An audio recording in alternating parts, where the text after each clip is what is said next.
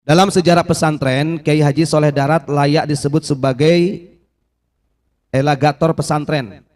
Karena beliau tidak pernah ikut membesarkan pesantren orang tuanya. Artinya walaupun orang tuanya punya pesantren, tapi beliau tidak pernah mau menumpang di orang tuanya.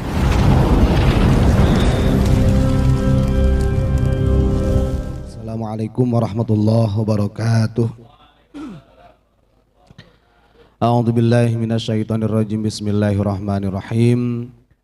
Fabima rahmatin minallahi linta lahum walau kunta faddan ghalidhal qalbi lam faddu min hawlik fa'fu anhum wastaghfir lahum wasyawirhum fil amr fa idza azamta fatawakkal 'ala Allah innallaha yuhibbul mutawakkilin.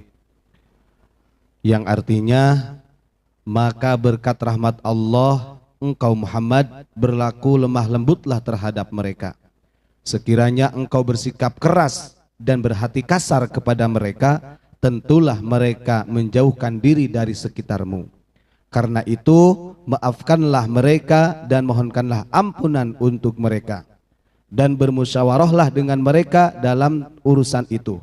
Kemudian apabila engkau telah membulatkan tekad, maka bertawakallah kepada Allah. Sesungguhnya Allah mencintai orang-orang yang bertawakal atau berserah diri. Jadi ayat ini sengaja saya baca dan dengan terjemahnya Quran surat Al-Imran ayat 159.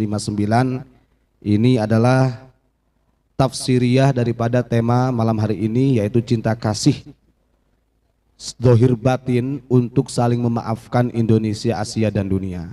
Jadi di sini bukan hanya Rahman Rahim tapi juga mencakup memaafkannya, saling memaafkan. Karena memang Kanjeng Nabi sendiri pun diarahkan oleh Allah, ditegur oleh Allah. Fa insyaallah salah satu asbabun nuzul ayat ini berkaitan dengan perang Uhud juga. Karena perang Uhud itu yang menyerang Nabi Muhammad itu bukan hanya orang musyrikin, tapi orang munafikin.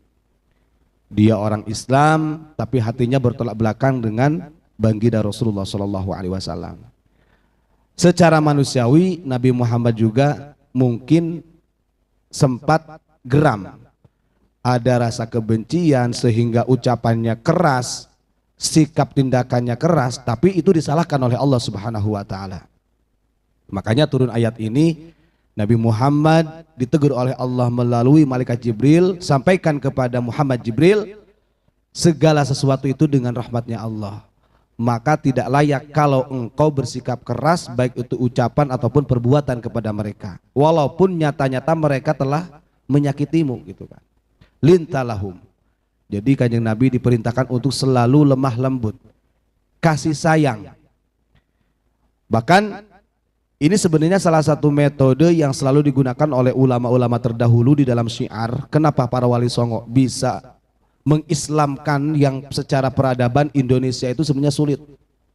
Karena secara peradaban Indonesia itu lebih tua, ajaran-ajarannya lebih tua. Nah, dengan konsep ini sebenarnya yang disampaikan oleh Allah, walau kunta faddan ghalidhal qalbi lam faddu min hawlik. Jadi Nabi Muhammad itu diberitahu oleh malaikat Jibril atas perintah Allah, kalau engkau bersikap keras, cara syiarmu keras, maka justru orang-orang itu tidak akan bisa dirangkul, justru akan menjauhi dirimu. Itu yang disampaikan oleh Allah melalui malaikat Jibril. Terus bagaimana solusinya? Mau itu orang pelaku dosa, mau itu anaknya, ibaratnya kalau di dalam kiai ngurus santri, ibaratnya santrinya memang sulit diatur, bahasanya di sini fa'fu anhum wastaghfir lahum. Bahkan kata Rasulullah ketika ditegur oleh Allah Subhanahu wa taala, karena Kanjeng Nabi pun bingung. Terus bagaimana sikap saya kalau seperti ini? Maka kata perintah yang keduanya, yang lebih baik yang kau lakukan Muhammad adalah fa'fu anhum. Kamu harus menjadi orang pemaaf. Walaupun sudah nyata-nyata menyakitimu, maafkan mereka. Bila perlu wastaghfir lahum. Mintakan ampun, istighfarkan mereka olehmu Muhammad. Nah, ini memang untuk pempraktekan ayat seperti ini sangat luar biasa, susahnya susah. Tapi memang ini ajaran baginda Rasulullah dan ini redaksi dari nas Al-Quran yang tidak bisa diganggu gugat. Berarti kalau kita lihat metode amal ma'ruf nahi munkar Sebenarnya makanya yang dikatakan asyidda'u 'alal kuffari ruhama'u bainahum, ini kaitannya tegas tapi dengan cinta kasih. Itu yang dilakukan oleh para anbiya, para sahabat, para tabi'in, tabi'ut tabi'in, bahkan sampai kepada para aulia dan para ulama-ulama salafus solehnya. Dan ini mudah-mudahan bisa menjadi i'timad, pegangan buat kita betapa pentingnya bersikap lemah lembut dan juga saling memaafkan, saling mengistighfarkan untuk satu sama lain, khususnya Indonesia, Asia dan dunia. Para hadirin, para jamaah yang dimuliakan Allah Subhanahu wa taala, selanjutnya saya akan coba melanjutkan manqabah sejarah hidupnya Kiai Haji Soleh Darat. Ini pra pembangunan pesantren Salatiang. Dalam sejarah pesantren, Kiai Haji Soleh Darat layak disebut sebagai elagator pesantren karena beliau tidak pernah ikut membesarkan pesantren orang tuanya. Artinya walaupun orang tuanya punya pesantren, tapi beliau tidak pernah mau menumpang di orang tuanya. Sebagaimana mafhumnya anak-anak kiai, beliau justru lebih memilih membantu memajukan pesantren orang lain. Nah, itu yang luar biasanya. Jadi Kiai Haji Soleh Darat itu, makanya sampai sekarang kan Gus ya nggak ada yang mengetahui pesantren yang, karena memang beliau tidak, kalau yang sudah kita pahami, beliau itu tidak pernah gandoli orang tua, bahasanya tidak memanfaatkan, saya itu anak kiai kemudian saya harus meneruskan, ibaratnya tidak seperti itu, justru malah membantu pondok-pondok lain yang didirikan oleh orang lain. Bahkan suatu hari pernah membuat pesantren sendiri, yang maksud pesantren Salatiang ini, dengan tanpa maksud menobatkan dirinya sebagai pengasuh pesantren. Bahkan pondok sendiri yang Salatiang sendiri yang dia dirikan, itu pengasuhnya bukan beliau, bukan Kiai Haji Soleh Darat.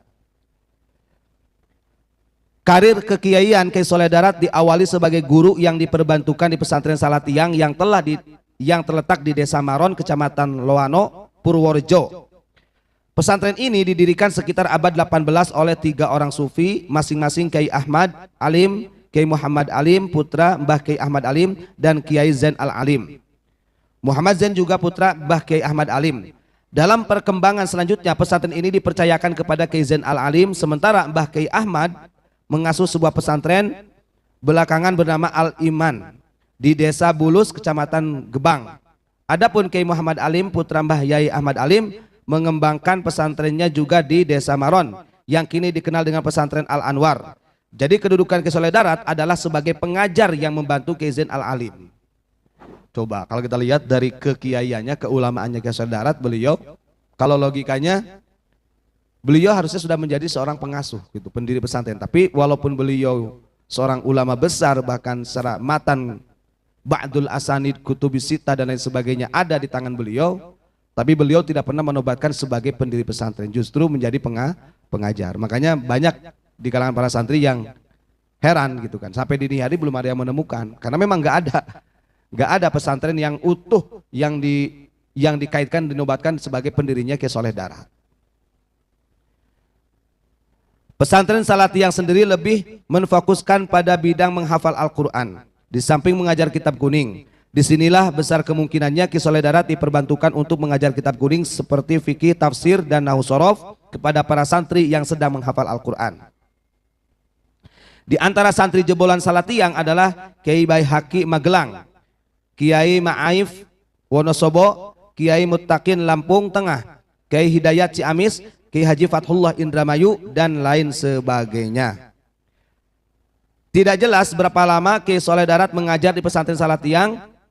Sejarah hanya mencatat bahwa pada sekitar 1870-an Kiai Soleh Darat mendirikan sebuah pesantren baru di Darat Semarang. Hitungan angka ini didasarkan pada kitabnya Al-Hikam yang ditulis rampung dengan menggunakan bahasa Arab Pegon pada tahun 1289 Hijriah, bertepatan pada tahun 1871 Masehi. Pesantren Darat merupakan pesantren tertua kedua di Semarang setelah pesantren Dondong Mangkangwetan Semarang yang didirikan oleh Kiai Sada dan Kiai Darda, 2 mantan prajurit di Ponorogo. Di pesantren ini pula Kiai Soleh Darat pernah menimba ilmu sebelum pergi ke Mekah. Selama mengasuh pesantren, Kiai Soleh Darat dikenal kurang begitu memperhatikan kelembagaan pesantren. Karena faktor inilah pesantren darat hilang tanpa bekas peninggalan Kiai Soleh Darat pada tahun 1903. Konon bersamaan meninggalnya Kiai Soleh Darat, salah seorang santri seniornya Kiai Idris dari Solo telah memboyong sejumlah santri dari pesantren darat ini ke Solo. Kiai Idris inilah yang kemudian menghidupkan kembali pondok pesantren Jamsaren yang pernah didirikan oleh Kiai Jamsari.